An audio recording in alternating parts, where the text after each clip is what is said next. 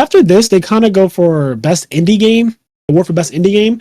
And the only thing I noticed is that the game Tunic, which I got to watch Anthony play on Critical Hit Plus a couple months ago, it's kind of like a Zelda game, but you're playing as this little fox.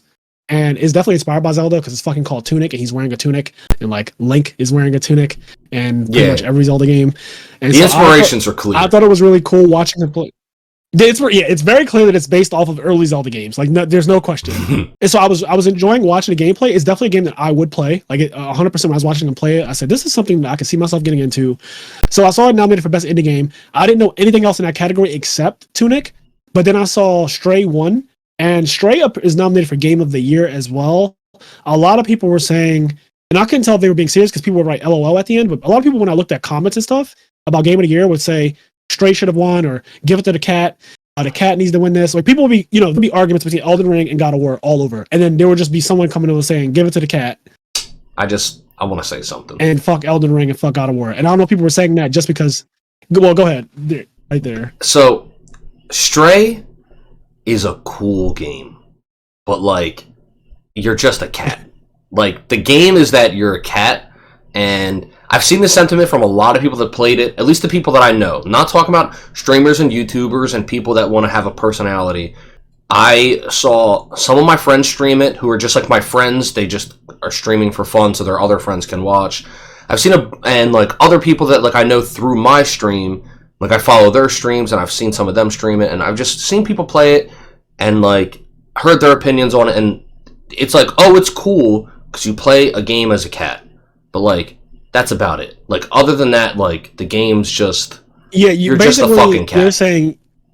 Yeah, you're like, this is not Game of the Year. Like, like... And it's not an attack on Stray, but it's just not... It's not Game of the Year. Yeah, like, you're not just against a goddamn Elden Ring, cat. not against...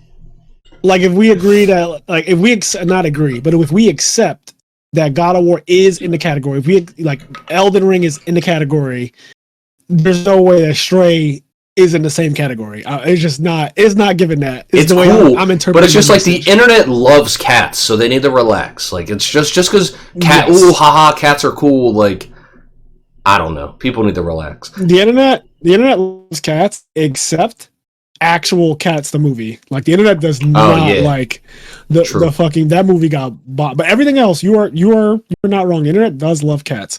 All right, moving right along. Destiny 2 had a world premiere, and the trailer actually looked really cool. I didn't know what I was watching at first because I'm not a Destiny player, and I really don't play shooting games, like first person or third person. I'm not too big into shooting games. So Destiny 2 had a world premiere trailer. It looked really awesome, and then when it said Destiny 2, I was like, oh, that's cool, not for me. Moving right along, I saw the DC emblem come up in Warner Bros. And it was basically a tribute to Kevin Conroy because he just recently passed away. So they had this trailer from the Suicide Squad game, and the Flash was getting like, I don't know what happened, but somehow this regular looking person just had the Flash. Dog, I'm tired of it, by the way. I said this while I was watching it. I'm fucking tired of the Flash continuously getting caught by randos. I don't understand how a man that can run back in time just gets in these situations. Like, what the fuck? Neither. What the fuck, Flash? How does this keep happening? Like, I just feel like in every media, movies, etc., Flash somehow gets in this situation that, like, Usain Bolt would be able to get out of. Like, like, I don't understand how the Flash gets stuck in these situations. I don't get it. Yeah, I agree. I agree that when I was watching the trailer and I didn't really know what I was looking at, I kept saying, how the fuck does this regular looking guy capture the Flash? Yeah, so I had the same exact question though about like how the Flash is getting captured by what look like a human being, and I was with no real context to what I was looking at.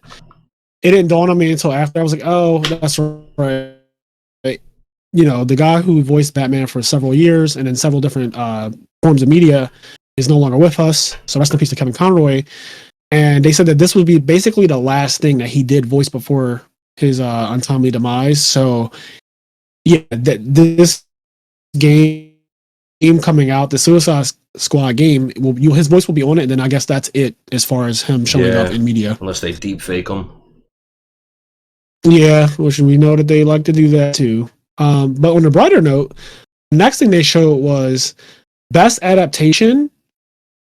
the award for best adaptation, and it went to Arcane League of Legends. And the other thing that was nominated for that was Cyberpunk 2077. Yeah, I thought both they were those. Yeah, they were both great nominations. Yep, either one of them could have won. I do like Arcane a bit more.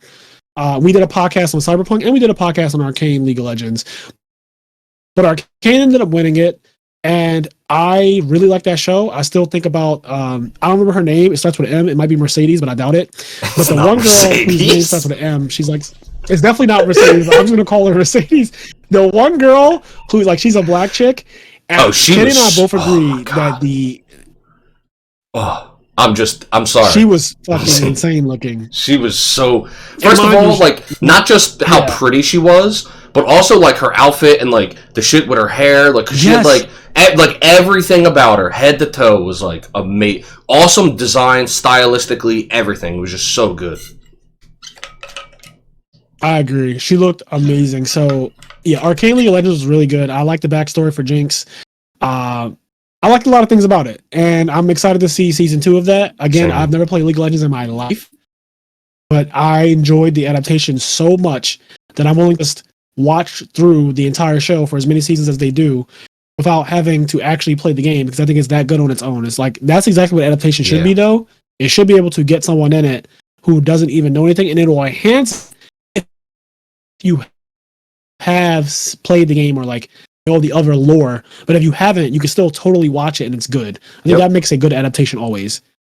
I agree. The next trailer that they showed, a world premiere, the next trailer they showed, the world premiere was for Jedi Survivor, and this game, so I don't really play Star Wars games like that, although I used to on my PSP back in the day.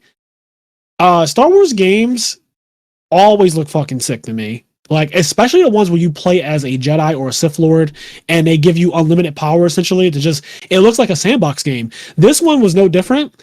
The main character was just doing shit that I was wondering to myself, how the fuck is this even programmed? Like, he would throw his lightsaber, it would cut off a robot's leg, and then he would call it back, and the robot would be on its, like, bended knee, and then he would slash the head off of it. Yeah. And I'm thinking to myself, is that a move that you do? Is that something that all the robots can be caught by?